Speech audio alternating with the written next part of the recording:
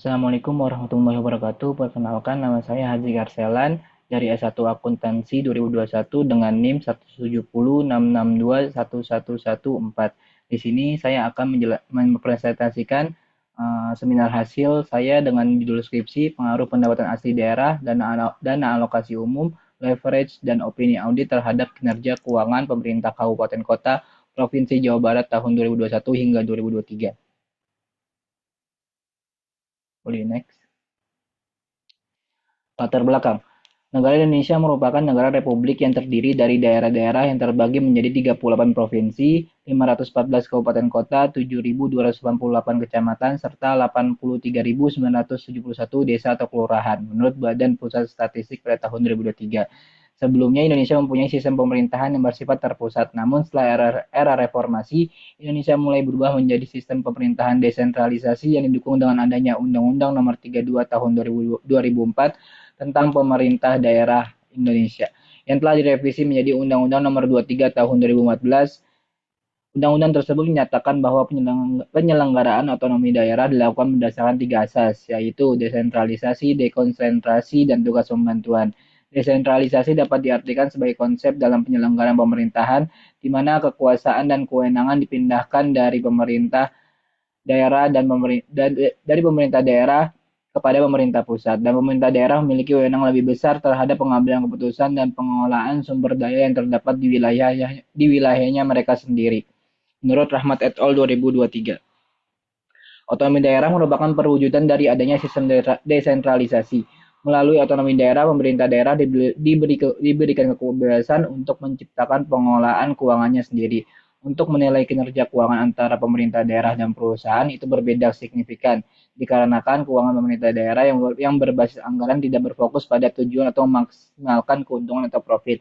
Meskipun di dalam anggaran pemerintah daerah terdapat istilah surplus atau defisit, itu hanya menggambarkan selisih antara pendapatan dan belanja daerah, baik yang terdapat di anggaran pendapatan dan belanja daerah maupun dalam laporan realisasi anggaran atau LRA.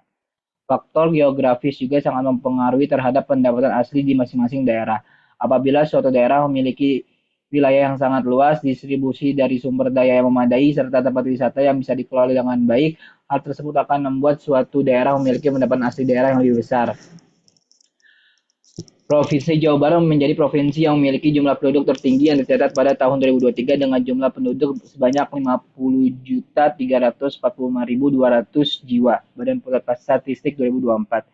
Kinerja keuangan daerah juga bisa dilihat dari seberapa mandiri keuangan daerah tersebut. Kemandirian keuangan daerah menghasilkan kemampuan daerah untuk menjalankan sendiri kegiatan daerahnya dan dapat meningkatkan pelayanan kepada masyarakat daerah sebagai timbal balik dari kewajiban yang telah dibayarkan oleh masyarakat kepada pemerintah daerah, seperti bayar pajak dan retribusi daerah.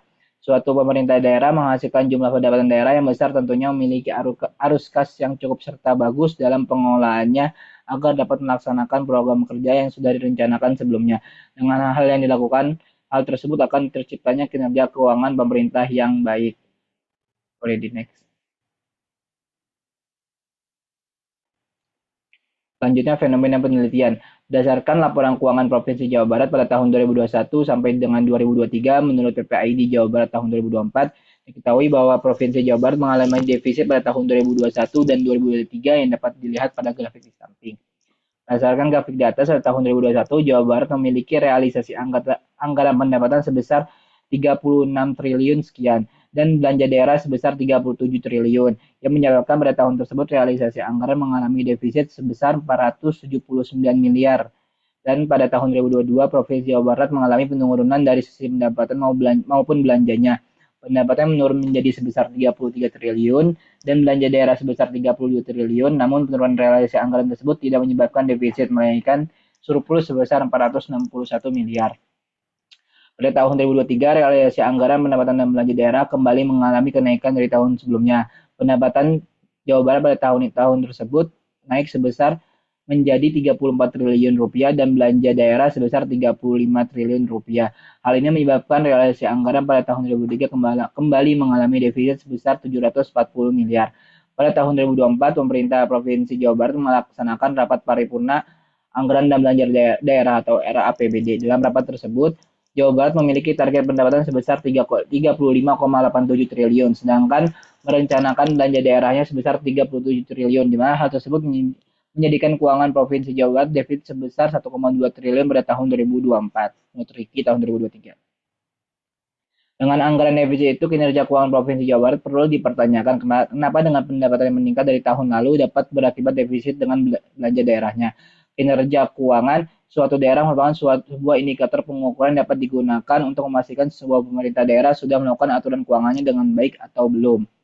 Selanjutnya ada selain masalah kinerja keuangan yang masih dipertanyakan, masalah korupsi juga menjadi hambatan dan tantangan dalam kinerja keuangan Provinsi Jawa Barat. Menurut data dari Komisi Pemberantasan Korupsi atau KPK, pada tahun 2024 hingga 2020 terdapat 26 dari 34 provinsi yang memiliki kasus korupsi. Dan Provinsi Jawa Barat berada di nomor 1 dengan jumlah kasus terbanyak, yaitu 101 kasus. Hal tersebut menjadi masalah serius bagi setiap pemerintah daerah, khususnya Provinsi Jawa Barat dalam menanggapi masalah korupsi. Di next. Dalam penelitian ini terdapat 4 penelitian. Yang pertama, apakah pendapatan asli daerah berpengaruh terhadap kinerja keuangan daerah, pemerintah, kabupaten, kota, provinsi Jawa Barat pada tahun 2021 hingga 2023. Yang kedua, apakah dana alokasi umum berpengaruh terhadap kinerja keuangan daerah, kabupaten, kota, provinsi Jawa Barat pada tahun 2021 hingga 2023. Yang ketiga, apakah leverage berpengaruh terhadap kinerja keuangan daerah, pemerintah, kabupaten, kota, provinsi Jawa Barat pada tahun 2001 hingga 2003. Yang keempat, apakah opini audit berpengaruh terhadap kinerja keuangan daerah, pemerintah, kabupaten, kota, provinsi Jawa Barat pada tahun 2001 hingga 2023. Next. Dalam penelitian ini terdapat 4 tujuan penelitian. Yang pertama, untuk mengetahui apakah pengaruh dari pendapatan asli daerah terhadap kinerja keuangan daerah. Yang kedua, untuk mengetahui pengaruh dana alokasi umum terhadap kinerja keuangan daerah Jawa Barat 2021 hingga 2023. Yang ketiga, untuk mengetahui pengaruh leverage terhadap kinerja keuangan daerah Jawa Barat pada tahun 2021 hingga 2023. Yang keempat, untuk mengetahui pengaruh opini audit terhadap kinerja keuangan daerah, pemerintah, kabupaten, provinsi Jawa Barat tahun 2021 hingga 2023. Boleh next.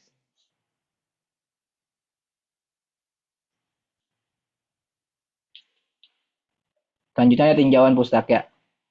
Tinjauan pustaka yang pertama adalah teori keagenan. Menurut Jensen and McLean tahun 1976 menjelaskan hubungan antara prinsipal dan agen, di mana agen pemerintah daerah diberi kewenangan untuk mengambil keputusan terkait kebijakan dan pengolahan sumber daya. Pemerintah daerah bertanggung jawab untuk meningkatkan kesejahteraan masyarakat dan memaksimalkan kepentingan masyarakat sebagai prinsipal. Di sisi lain, legislatif atau DPRD berperan sebagai prinsipal yang mengawasi dan memberikan kebijakan pada pemerintah daerah untuk memastikan pengelolaan anggaran sesuai dengan kebutuhan rakyat. Selanjutnya ada kinerja keuangan. Kinerja keuangan daerah merupakan salah satu alat ukur untuk melihat kemampuan suatu daerah dalam menjalankan otonomi daerahnya menurut Halim 2007. Penggunaan anggaran dengan adanya kualitas dan kuantitas yang terukur. Hal ini selaras dengan pendapat Sari tahun 2016 menyatakan bahwa kinerja keuangan daerah merupakan tingkat pencapaian dari suatu hasil kerja di bidang keuangan daerah yang di dalam termasuk penerimaan dan belanja daerah dengan menggunakan sistem keuangan yang telah ditetapkan sebelumnya melalui kebijakan atau ketentuan perundang-undangan selama periode anggaran berlaku.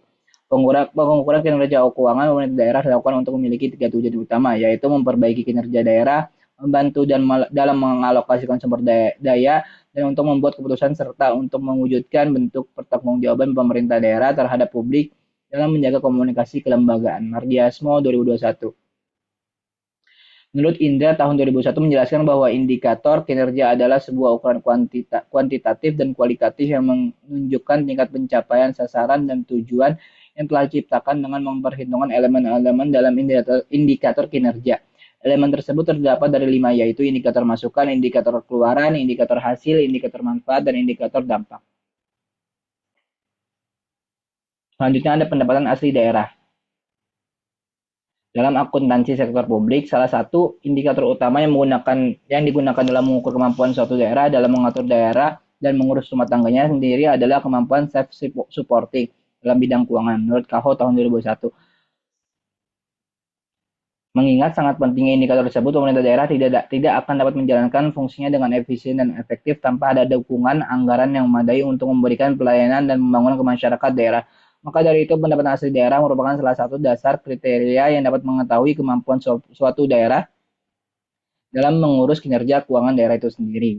Pendapatan asli daerah adalah penerimaan daerah yang diperoleh dari wilayahnya sendiri yang dipungut bersumber berdasarkan peraturan daerah sesuai dengan peraturan perundang-undangan yang berlaku. Menurut Halim tahun 2007. Dalam Undang-Undang Nomor 33 Tahun 2004 Pasal 3 Ayat 1 tentang perkembangan keuangan antara pemerintah pusat dan daerah, dinyatakan bahwa pendapatan asli daerah memiliki tujuan untuk memberikan kewenangan kepada pemerintah daerah untuk mendanai pelaksanaan otonomi daerah sesuai dengan potensi daerah sebagai wujud desentralisasi. Oke, next.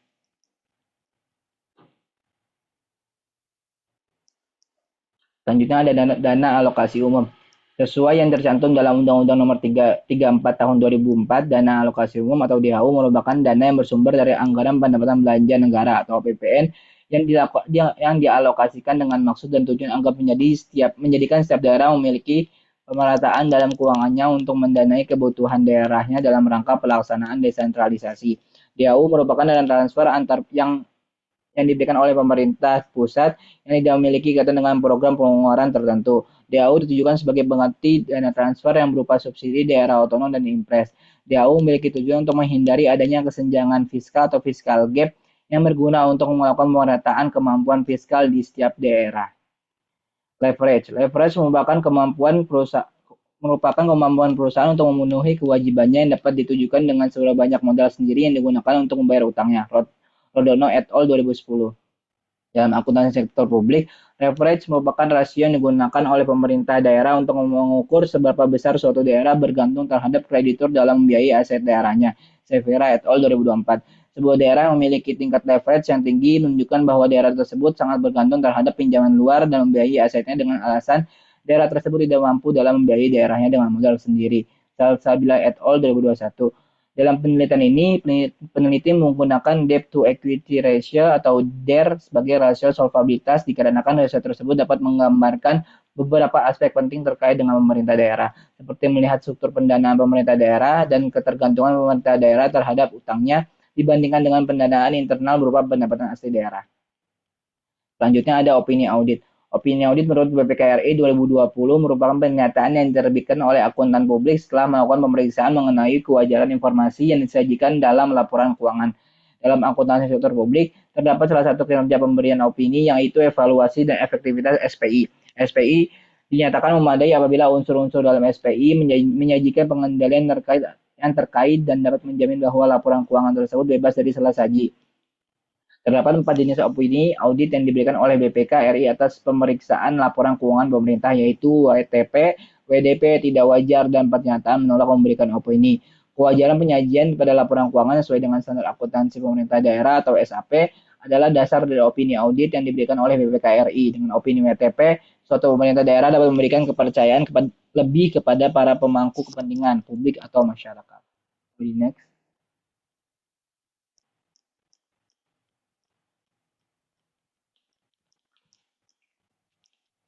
Dalam penelitian ini memiliki 4 hipotesis. Yang pertama, H1, pendapatan asli daerah berpengaruh signifikan terhadap kinerja keuangan pemerintah daerah. H2, dana alokasi umum berpengaruh signifikan terhadap kinerja keuangan pemerintah daerah. H3, leverage berpengaruh signifikan terhadap kinerja keuangan pemerintah daerah. H4, opini audit berpengaruh signifikan terhadap kinerja keuangan pemerintah daerah. Boleh di next. Selanjutnya metode penelitian, unit analisis, populasi, sampel, dan teknik pengumpulan data. Kabupaten dan kota di Provinsi Jawa Barat menjadi subjek dalam penelitian ini. Peneliti ini menggunakan data sekunder terutama pada laporan APBD Kabupaten dan Kota Provinsi Jawa Barat pada tahun 2021 hingga dengan 2023. Dalam penelitian ini, peneliti menggunakan metode dokumentasi. Metode dokumentasi merupakan metode dalam menelusuri dan mendapatkan data yang diperlukan dengan data yang sudah tersedia. Hikmat tahun 2011. Sumber data dalam penelitian ini berupa laporan keuangan daerah yang sudah diaudit oleh BPK RI. Pengumpulan data sampel dan dilakukan dalam penelitian ini dilakukan dengan mengakses laporan realisasi anggaran atau LRA pada kabupaten dan kota di Provinsi Jawa Barat melalui meminta data kepada Badan Pengawas Keuangan Republik Indonesia atau BPK RI berupa laporan keuangan pemerintah daerah LKPD yang diakses melalui layanan pejabat pengelola informasi dan dokumentasi atau PPID BPK dengan link berikut. Oke, next.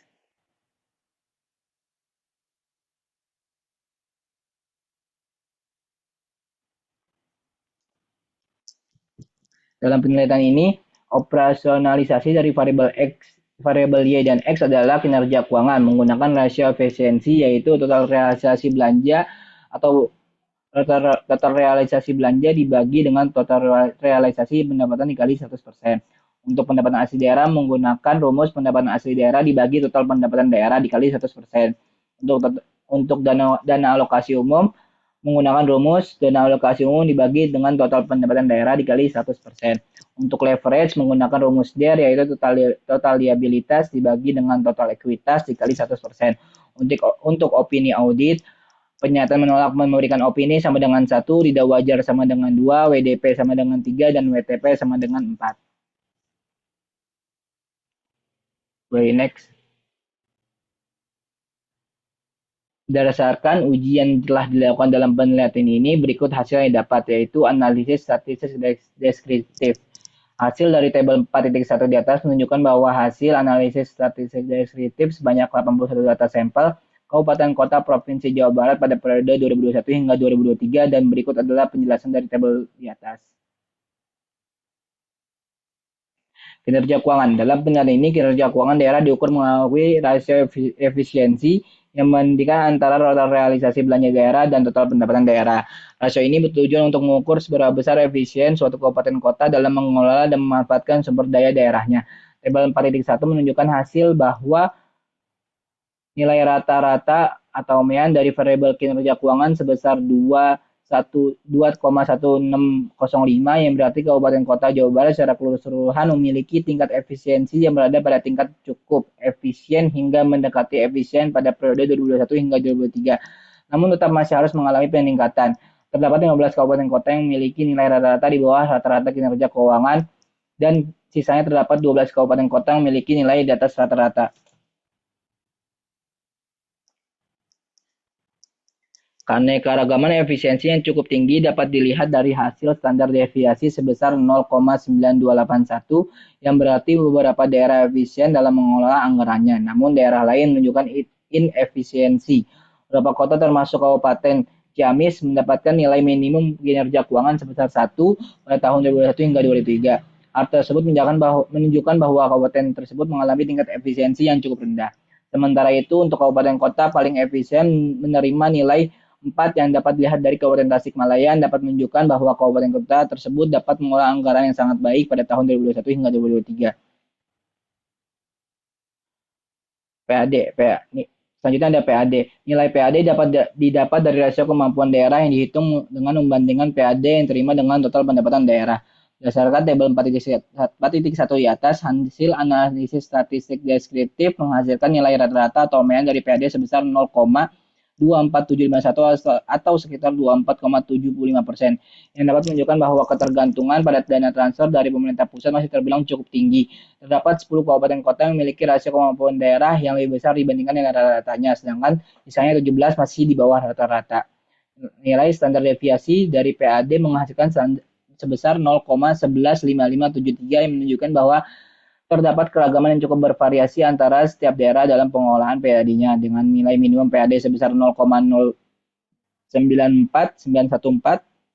yang menunjukkan masih terdapat beberapa daerah yang mampu menghasilkan sekitar 9,4% dari total pendapatan daerahnya.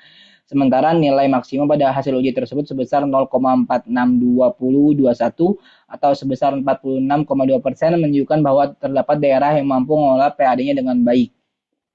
Selanjutnya ada DAU. DAU dalam penilaian ini dihitung menggunakan rasio ketergantungan DAU terhadap keuangan daerah yang membandingkan total DAU dibagi dengan total pendapatan daerahnya. Berdasarkan hasil pada uji pada tabel 4.1 diketahui bahwa nilai rata-rata median sebesar 0,34151 atau sebesar 34,15%. Hal tersebut menunjukkan bahwa proporsi DAU terhadap pendapatan daerah masih terbilang cukup besar, yaitu yang dapat diartikan bahwa sebagian besar kabupaten kota di Jawa Barat masih bergantung pada dana transfer dari pusat. Terdapat 19 kabupaten yang memiliki rata-rata rasio tersebut lebih besar dibandingkan nilai rata-ratanya, sedangkan 8 kabupaten kota masih di bawah rata-rata tersebut. Standar deviasi yang dihasilkan pada uji ini diketahui sebesar 0,075 yang relatif kecil dibandingkan dengan rata-ratanya. Yang dapat diartikan bahwa distribusi DAU antar daerah cenderung merata, yang mana sesuai dengan prinsip DAU sebagai pemerataan fiskal. Nilai minimum dari DAU sebesar 0,18, sementara untuk nilai maksimumnya 0,48261, yang menandakan bahwa daerah tersebut mencerminkan ketergantungan tinggi terhadap dana transfer. Selanjutnya ada leverage. Pada hasil dari tabel 4.1 di atas dapat diketahui bahwa nilai rata-rata MEAN pada kabupaten kota Jawa Barat masih sangat rendah, yaitu sebesar 2,51%. Terdapat 22 kabupaten kota yang memiliki rasio DER daerah lebih kecil dibandingkan nilai rata-rata leverage pada penelitian ini. Sedangkan masih terdapat 5 kabupaten kota memiliki nilai rasio DER lebih besar dibanding rata-rata pada penelitian ini. Standar deviasi sedikit lebih besar dibandingkan nilai rata-ratanya, yaitu sebesar 0,035, yang berarti terdapat perbedaan yang cukup besar antara setiap daerah bagaimana mereka mengolah uangnya sebagai alokasi pembiayaan. Nilai minimum pada uji ini sebesar 0,02 atau sebesar 0,23% dari pendapatannya, menunjukkan bahwa daerah tersebut hampir tidak bergantung pada utangnya. Untuk nilai maksimumnya sebesar 0,020 atau 20,15%, menunjukkan bahwa daerah tersebut memiliki menggunakan utangnya sebagai alokasi pembiayaan. Selanjutnya ada opini audit. Hasil uji statistik pada tabel 4.1 di atas mendapatkan MEAN sebesar 3,592593, yang menunjukkan bahwa mayoritas pemerintah daerah Jawa Barat mendapatkan opini WTP, yang menunjukkan laporan keuangan dibuat dengan standar yang berlaku. Terdapat 4 kabupaten yang memiliki opini di bawah rata-rata, dan sedangkan terdapat 23 kabupaten yang memiliki nilai rata-rata audit lebih besar dibandingkan nilai rata-rata pada penelitian ini. Secara keseluruhan, laporan keuangan Kabupaten Kota Jawa Barat sudah baik dan konsisten dapat dilihat dari standar deviasinya yang sebesar 0,49441,3, yang relatif kecil dibandingkan nilai rata-ratanya. Nilai minimum pada variabel ini sebesar 3 dan nilai maksimumnya sebesar 4. Play next. Sebelumnya. Selanjutnya ada uji Chow. Pada tabel 4.2 di atas dapat dilihat bahwa hasil dari cross section chi-square menunjukkan nilai 0,000, yang artinya nilai probability-nya kurang dari 0,05, yang dapat disimpulkan bahwa model yang terpilih adalah fixed effect model atau FEM. Uji Hausman. Pada tabel 4.3 di atas dapat dilihat bahwa hasil dari cross section random menunjukkan nilai 0,3874, yang artinya probability-nya lebih dari 0,05, yang dapat disimpulkan bahwa model yang terpilih adalah random effect model atau RAM. Selanjutnya ada uji LM. Pada tabel 4.4 di atas dapat dilihat bahwa dari hasil cross section Bruce Pagan menunjukkan bahwa nilai 0,000, yang artinya nilai probability-nya lebih kurang dari 0,05, yang dapat disimpulkan bahwa model yang terpilih adalah random effect model atau RAM. Dapat disimpulkan dari ketiga uji di atas, yaitu uji Chow, uji Hausman, dan uji LM dengan model terpilih terbanyak, yaitu random effect model atau RAM, yang akan dipakai dalam penelitian ini. Boleh next.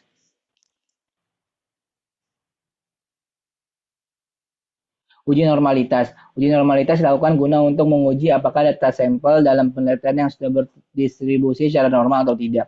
Pengujian ini menggunakan metode Jarque-Bera yang diuji melalui software Evius 13. Pada gambar 4.1 di atas dapat dilihat bahwa dari nilai probabilitas pada pengujian normalitas adalah sebesar 0,422518, yang dapat disimpulkan bahwa data observasi penelitian ini berdistribusi normal dikarenakan hasil yang dapat lebih besar dari tingkat signifikansi yang telah diterapkan, yaitu 0,05.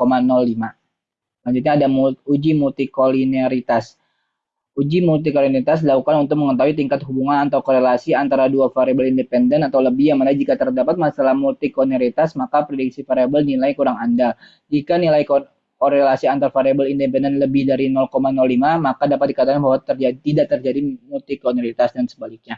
Pada tabel 45 titik di atas dapat dilihat bahwa seluruh nilai korelasi parsial masing-masing variabel independen memiliki nilai di bawah 0,85, yang dapat disimpulkan bahwa semua variabel independen dalam penelitian ini tidak terdapat masalah multikoliniaritas. Selanjutnya ada uji autokorelasi. Uji korelasi dilakukan untuk mengetahui apakah terdapat korelasi antara kesalahan residual terjadi pada periode sebelumnya dan kesalahan pada suatu periode, yang bertujuan untuk menguji apakah korelasi antar periode dalam data penelitian ini.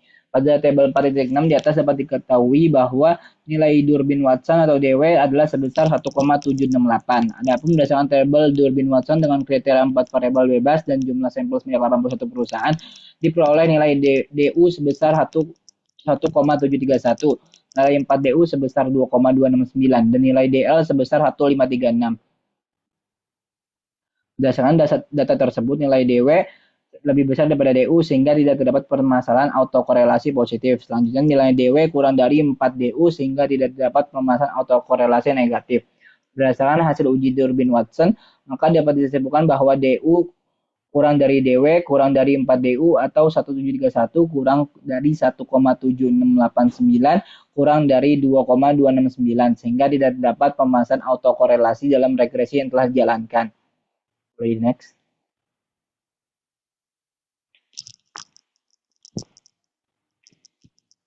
Selanjutnya, analisis regresi berganda. Regresi berganda dilakukan untuk mengetahui seberapa besar hubungan antara variabel dependen dan independen. Persamaan regresi data panel dilakukan dengan model terpilih berdasarkan pemilihan model terbaik dalam penelitian ini, yaitu Random Effect Model atau RAM. Dari tabel 43 titik di atas dapat menunjukkan hasil dari analisis regresi berganda pada penelitian ini. Adapun model persamaannya yaitu Y sama dengan 47697 dikurang 4,451 dikurang 62987 dikurang 0,4940 ditambah 0,1742. Selanjutnya ada uji T. Uji T pada penilaian ini yang diterima yaitu H1 dan H2, yaitu H1 yaitu PAD. Berdasarkan tabel 48 di atas dapat dilihat bahwa dari hasil analisis regresi data panel menggunakan RAM nilai koefisien beta variabel PAD sebesar minus 4,45148 dengan arah negatif dan nilai probabilitas sebesar 0,0367 yang berarti hasil penelitian ini menunjukkan bahwa PAD berpengaruh signifikan terhadap kinerja keuangan, maka dapat disimpulkan bahwa H1 diterima.